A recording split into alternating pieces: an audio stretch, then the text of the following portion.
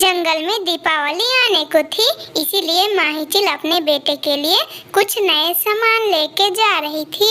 माहीचिल दूर तक जाती है, लेकिन उसके झोले में से एक जूता गिर जाता है। माहीचिल घर जाके अपने बेटे जग्गा से कहती है, जग्गा बेटे देखो तो मैंने आपके लिए नए जूते लाए हैं। नए जूते ये लो पहन के देखो। ऐसे ही माहीचिल झोला चेक करती है तो उसमें कोई जूता था ही नहीं और झोला फटा हुआ था।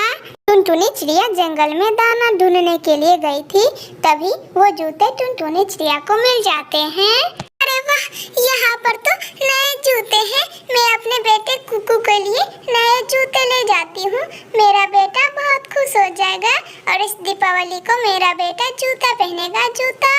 इतना कह के टुनटुनी चिड़िया वो जूता वहाँ से अपने घर ले जाती है। और दूसरी तरफ बेचारी माहीचिल सारे जंगल में घूमती है, लेकिन उसके बेटे का जूता कहीं नहीं मिलता। लो कुकू बेटा, ये ले जूते, ये नए जूते हैं। मुझे रास्ते पे पड़ा मिला, मैंने सोचा मैं अपने बेटे कुकू के लिए ले जाती हूँ। लो ये जूते पहन लो। अरे मम्मा, आप ये क्या कह रहे हैं? आपको जरा सा भी अंदाजा नहीं है। अगर ये किसी पक्षी का होगा तो वो तो मुझे कितना शर्मिंदा करेगा। इसीलिए पहले आप पूरे जंगल में घुमाइए, जिस भी पक्षी का होगा वो ले लेगा, नहीं कोई लेगा तो मैं ले लूंगा। आप जाइए मम्मा। अरे हाँ कुकू बेटा, आपकी बात भी सही है। मैं पहले पूरे जंगल में घूम के आती हूँ और जिसका होगा मैं उसको दे दूंगी और नहीं होगा तो आपके लिए लेते आऊंगी। इतना कह के टुनटुनी चिड़िया वहाँ से वो जूते लेके बंटी कबूतर के पास जाती है। देखो बंटी भैया, मैं रास्ते से जा रही थी, तभी ये जूते मुझे रास्ते में पड़े मिले। मैं उठा लाई और आपसे पूछने आई हूँ कि ये जूते आपके बेटे किक्की के तो नहीं है, बताइए मुझे। अरे टुनटुनी बहन, आप तो जानती ही हैं मैं कितना गरीब हूँ। मेरे पास तो इतना पैसा नहीं है जो मैं इतना बढ़िया शूज अपने बेटे के लिए खरीद पाऊँ। मेरे नहीं है ये जूते, किसी और पक्षी के होंगे। जाके तुम दूसरे पक्षी से पूछ लो। टुनटुनी चिड़िया वहाँ से लाली तोती के पास जाती है। अरे लाली बहन, मैं रास्ते से जा रही थी, तभी मुझे ये नए नए जूते मिले। क्या ये जूते आपके बेटे का है? बताइए लाली बहन, क्या ये जूते आपके बेटे का है?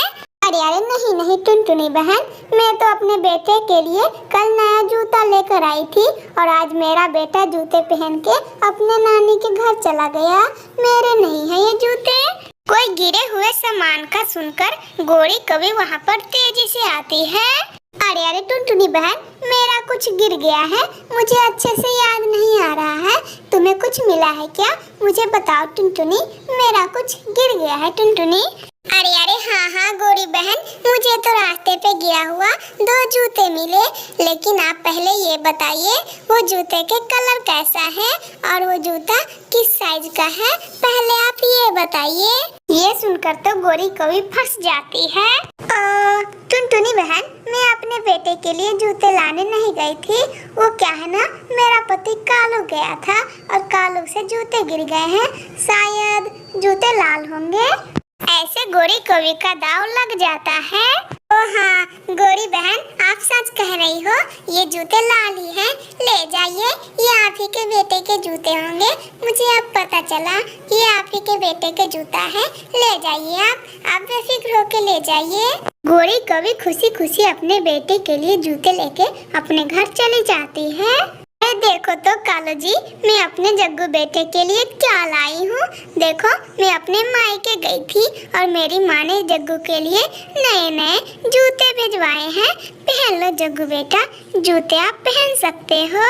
जग्गू कौवा वो जूते तो पहले से पहना हुआ था और उस पे वो जूते बहुत जच रहे थे।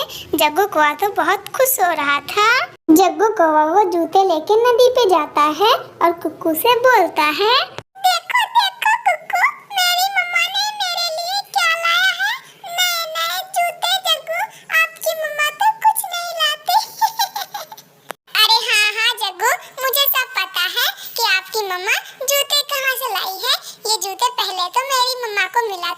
लेकिन ये जूते आपके हैं, इसीलिए मेरी मम्मा ने आपकी मम्मा को दे दिया जूता। फिर आप जूता पहन रहे हो, अब मुझे मत चिढ़ाओ। अरे तो क्या हो गया कुक्कू, लेकिन जूता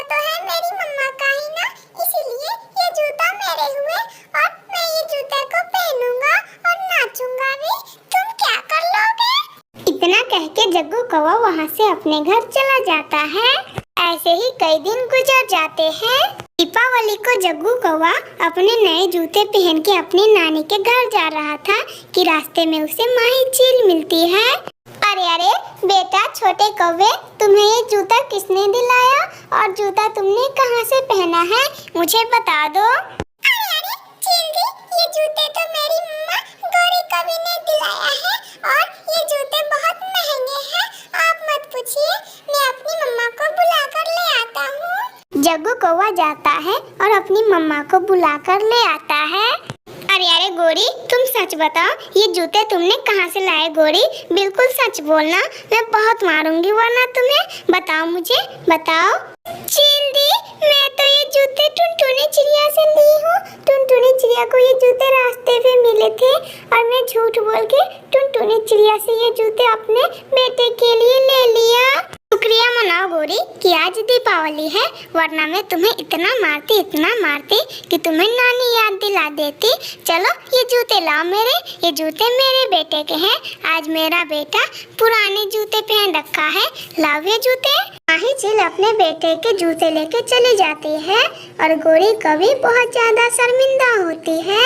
मेरे प्यारे दोस्तों, अगर आप लोगों को ये कहानी अच्छी लगी हो तो प्लीज लाइक एंड सब्सक्राइब करके बेल आइकन दबाना ना भूलिएगा। आपका धन्यवाद। सारे जंगल में घूमने के बाद टुनटुनी चिड़िया ने थोड़े से घास और तिनकिया इकट्ठा कर ही ली थी। हाँ, सारे जंगल में घूमने के बाद आखिरकार ये पेड़ मिल ही गया और इस पेड़ पे छांव भी आती है। इसी छांव की वजह से मैं धूप से बच जाऊंगी और साथ ही साथ बारिश से भी बच जाऊंगी। उसी जंगल में कालू कौवा नाम का एक आवारा कौवा घोंसला बनाने के लिए पेड़ ढूंढ रहा था। अरे अरे, इस पेड़ पे चिड़िया क्या कर रही है? ये तो बहुत अच्छा पेड़ है मेरे घोंसले के लिए।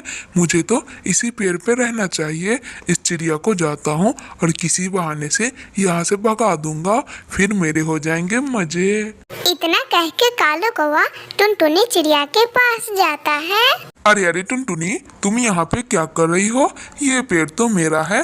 कल सुबह मैं ये पेड़ को देख के गया था और आज इसी पे घोंसला बनाऊंगा। तुम अपना घोंसला उठाओ और चली जाओ यहाँ से। अरे कालू भैया, लेकिन पहले तो मैंने घोंसले बनाने का काम स्टार्ट किया है ना, और देखो मेरा आधा से ज्यादा घोंसला बन भी गया है। अब मैं यहाँ से नहीं जाऊंगी। चलिए हम लोग मिट्टू तोते के पास जाके फैसला करवाते हैं। अरे तो हाँ चलो ना, मैं कोई डरता हूँ? मैं इस पेड़ को पहले देख लिया था, इसीलिए ये पेड़ मेरा हुआ, तुम्हारा नहीं। टुनटुनी भाग जाओ यहाँ से। इतना कह के कालू कौवा टुनटुनी चिड़िया मिट्टू तोते के पास जाते हैं। अरे अरे मिट्टू भैया, देखो ना, ये कालू कौवा आया और बोल रहा है मेरा घोंसला ले जाने के लिए। इसने पहले पेड़ देखा था, लेकिन मैंने पहले पेड़ पे अपना घोंसला बना लिया। तो आप ही बताइए किसका पेड़ हुआ? देखो देखो कौवे, पहले तुमने उस पेड़ को देखा था, लेकिन टुनटुनी चिड़िया ने उस पेड़ पे अपना आधा घोंसला बना लिया है, इसीलिए ज्यादा हक टुनटुनी चिड़िया का होगा। इसीलिए इस चुनाव में टुनटुनी चिड़िया जीत चुकी है। तुम जाओ और दूसरा पेड़ ढूंढ लो। अरे हटो, ये मिट्टू भी टुनटुनी चिड़िया से मिला है। मैं इस चुनाव को नहीं मानता, मैं ऐसे हार नहीं मानूंगा। चिड़िया, तुम किसी दूसरे पक्षी के पास चलो, फिर वो पक्षी जो बोलेगा मैं वही करूंगा। ये मिट्टू तुमसे मिला हुआ है, भागो, मैं नहीं मानता। टुनटुनी चिड़िया कालू कौवे को समझाने के लिए बंटी कबूतर के पास ले जाती है। देखो देखो बंटी भैया, मैंने उस बड़े बैरी के पेड़ के ऊपर अपना घोंसला लगा दिया है और मैंने आधा से ज्यादा घोंसला भी बना लिया है। और ये कौवा बोल रहा है मैंने पेड़ को पहले देखा, इसीलिए इस पेड़ पे मैं रहूंगा। तो आप ही बताइए कौन रहेगा उस पेड़ पे? ओ, तो ये फैसला करना है। मेरी मानो तो तुम दोनों में से कोई भी उस पेड़ पे मत रहो। उस पेड़ के नीचे एक बड़ा सा सांप रहता है, उसने अगली बार टिम टिम चिड़ियों को खा लिया था, इसीलिए हम लोग भी उस पेड़ पे नहीं रहते। वो पेड़ कितने दिनों से ऐसे ही पड़ा है। तुम दोनों में से कोई भी उस पेड़ पे मत रहो। अरे अरे बंटी भैया, अगर ऐसी बात है तो मैं कतई न रहूंगी उस पेड़ पे। कोई ठीक वो सांप आके मुझे खा लिया तो मैं तो नहीं रहूंगी। हाँ हाँ टुनटुनी, तुम मत रहो, लेकिन मैं तो रहूंगा उस पेड़ पे। मुझे सब पता है कि तुम लोग मुझे भगाने के लिए झूठ मूठ का बहाना बना रही हो। अच्छा, तुम्हें सांप से डर लगता है तो तुम मत रहो, लेकिन मैं तो रहूंगा उसी पेड़ पे टुनटुनी। टुनटुनी चिड़िया दूसरे जगह पे अपना घोंसला लगाने चली जाती है। टुनटुनी चिड़िया को बहुत देर जंगल में घूमने के बाद घने जंगल में एक छोटा पेड़ मिल ही जाता है। हाँ, यही जगह ठीक है। ये घने पेड़ों के बीच में है और ये छोटा सा है। इधर ना तो कोई शिकारी आता है और इधर दाने भी बहुत ज्यादा मिलता है। मरने दो उस काले कलूटे कौवे को, मैं तो यहीं पे रहूंगी अब से। दूसरी तरफ कालू कौवा भी अपना पूरा घोंसला बना लिया था और वो बोलता है, ये तो बहुत मेहनत वाली काम है। अब मैं सो जाता हूँ। आखिरकार मैंने ये पेड़ ले ही लिया। कैसे वो कबूतर मुझे उल्लू बनाना चाहता था, लेकिन मुझे तो सब पता है कि ये पेड़ के नीचे कोई सांप वाप नहीं रहता। मैं तो अब सोऊंगा। इतना कह के कालू कौवा अपने नए घोंसले में मजे मजे से सो जाता है। पेड़ के नीचे जो सांप रहता था किसी पक्षी के सुगंध से बाहर निकल जाता है। इधर तो लग रहा है कोई पक्षी आया हुआ है, इसलिए मुझे कुछ पक्षी का सुगंध आ रहा है। मैं ऊपर जाके देखता हूँ, अगर कोई पक्षी आया होगा तो मजे से खा लूंगा। इतना कह के वो बड़ा सांप धीरे धीरे करके पेड़ के ऊपर चढ़ जाता है। चढ़ने के बाद वो सांप देखता है कि वहाँ पे एक कौवा है। सांप का तो मन ही खुश हो जाता है और वो कालू कौवे के ऊपर जाके बैठ जाता है। सांप छोड़ दो मुझे, प्लीज सांप जी, मुझे माफ कर दो। मैं इस पेड़ पे अब घोंसला नहीं बनाऊंगा, मैं दूसरे पेड़ पे चला जाऊंगा। प्लीज प्लीज मुझे छोड़ दो मुझे। मैं बहुत आपका भारी रहूंगा, मुझे मत मारिए।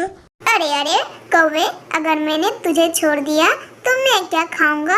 तू ही बता, मैं क्या खाऊंगा? मैं तो भूखा मर जाऊंगा, इसीलिए मुझे तो तेरे को खाना ही पड़ेगा। इतना कह के वो बड़ा सांप कालू कौवे को मार के खा जाता है। ऐसे कालू कौवे को उसके जिद पकड़ने का सजा मिल ही जाता है और वो सजा बहुत खतरनाक मिलती है। उधर ही दूसरी तरफ टुनटुनी चिड़िया अपने नए वाले घोंसले में मजे मजे से अपना दिन व्यतीत कर रही थी। मेरे प्यारे दोस्तों, अगर आप लोगों को यह कहानी अच्छी लगी हो तो प्लीज कहानी को लाइक करके बेल आइकन दबाना ना भूलिएगा। और हाँ, आपका धन्यवाद।